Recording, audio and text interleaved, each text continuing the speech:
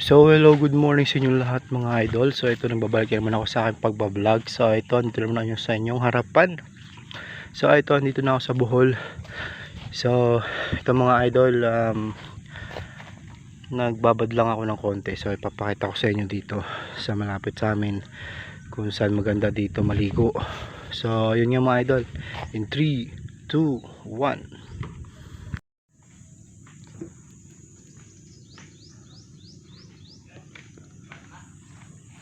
So ayun nga mga idol, dito ko ngayon sa gilid kung saan dito sa pinaliguan ko. Ang ganda dito mga idol, oh. Ang ganda dito. Yan, tapos dito yung mga bato.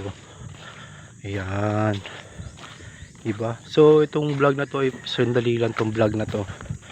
So ito, lalakad ako ngayon. So ito nga guys, ayan, nandahan lang ako dito ngayon kasi baka madulas ako. So ayan, diba? Ang ganda dito guys.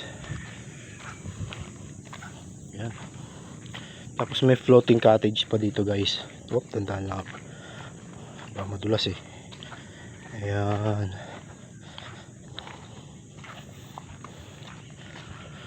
So ayun nga guys, ito may floating cottage dito, tsaka ito. Ayan.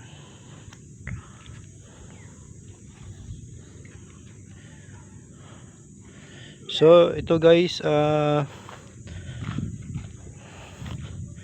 dito to banda sa may Kanigaan, Sandingan, Loon, Bohol. So yun nga, sa lahat po ng mga gustong maligo o gustong umuwi, o gustong magbakasyon, o gustong mag good for stay na, tara na, uwi na tayo dito. Ayan. Ito guys, ayun, lalakad lang ako dito. So ayun nga. So ayun nga guys,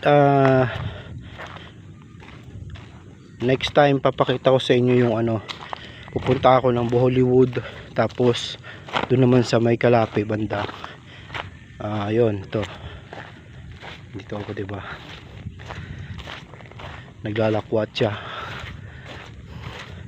So ayun nga, dito ako ngayon. Maya maliligo muna ako.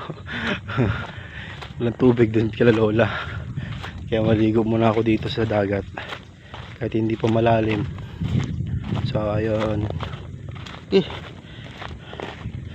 ganda dito guys, white sand dito, white sand din, oh. Ano yan, diba? Oh.